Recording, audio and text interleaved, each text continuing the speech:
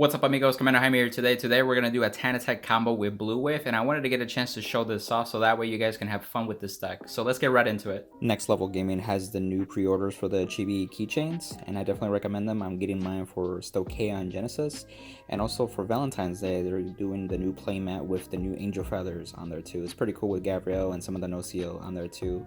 Definitely recommend it to special someone for you.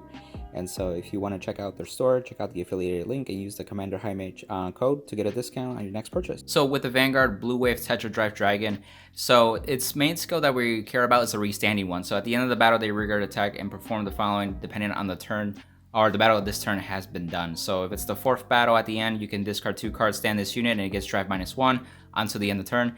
And then seventh battle, you can counterblast 1, discard a card from hand, and stand this unit. So this can restand twice, so you have 3 Vanguard attacks.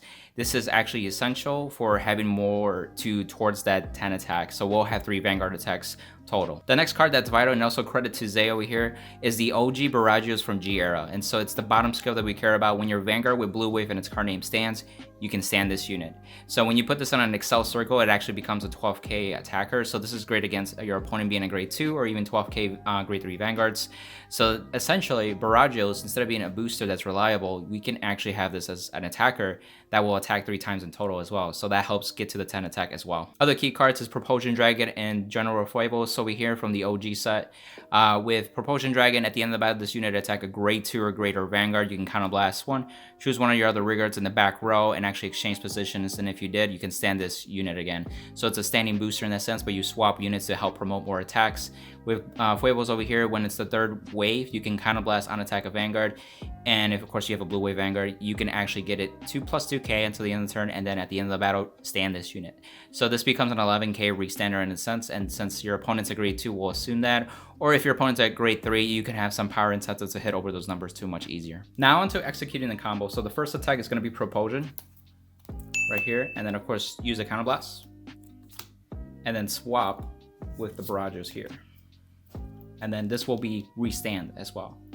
So your second wave will be the Vanguard, and if you want, you can actually boost with it with a card over here such as Corvette. Corvette has the unhit pressure skill, so if this hits, you'll actually check top 3 for a Blue Wave, and then that could help deck thin for future triggers with the future drive checks too as well.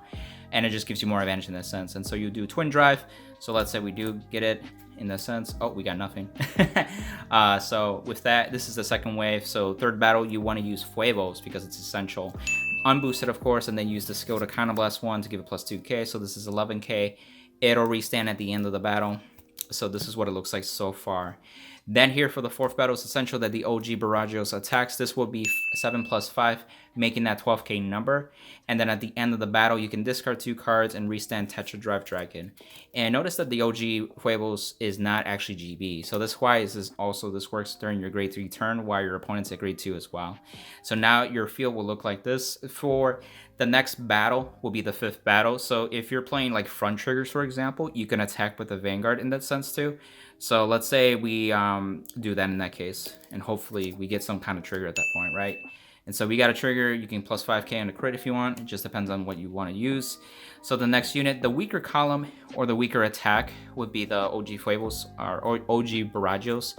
Again, another 12k, but if you give it a trigger, like a 10k, for example, that would make it 22k in that respect. And then the next battle here will be the 7th battle with Fuegos boosted with Corvette.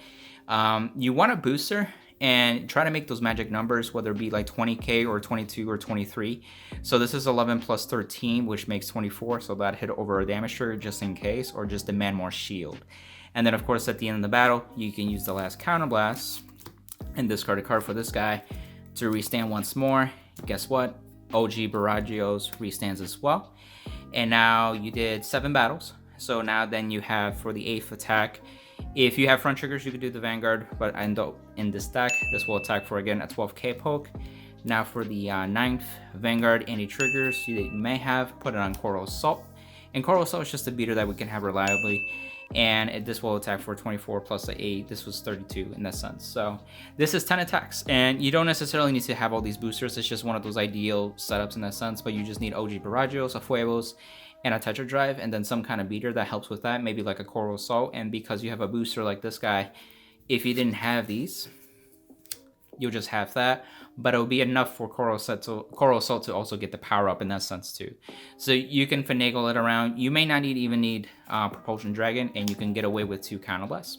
So that way you just use cards like Foibles in this to get to enough battles in the sense, but you may have to attack with something else like that, or use a Wheel Assault to also swap positions. So Wheel Assault helps with that regard too. You may be asking yourself like, well, you're dropping a lot of advantage both on field and then you're discarding from your hand. Is it really worth it?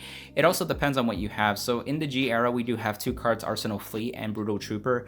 Brutal Trooper on the right is the one that you can put it in your deck and shuffle it, and then your Vanguard Blue Wave gets the ability where it's wave 2nd or more. When it attacks the Vanguard, you could draw a card. So since you'll be attacking 3 times with your Vanguard, you draw 3 new cards. So this instantly becomes a -1/2 into +2 over net in that sense.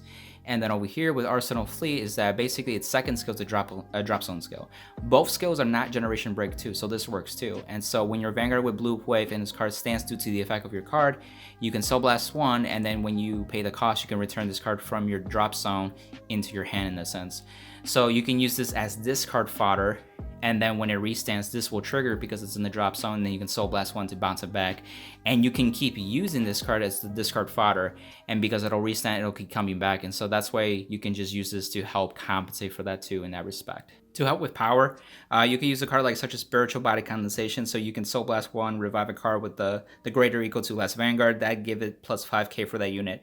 That could be good for OG Barragios. That could be good for a Fuego. So if you Soul Blasted it, you roll with it, you can immediately call it with this card, or if you discarded it or guard with it early on, you can get access to that. The next card that you can use for power up is the Penguin Soldier. So Restless Unit, choose one of your units in the same color and gets plus 5k. This is ideally best for Fuegos in that sense, so it helps with that power up. Then we have another card such as Damia, that basically when you're grade 3 or greater Vanguard with Blue Eye attacks, you can Soul Blast 1.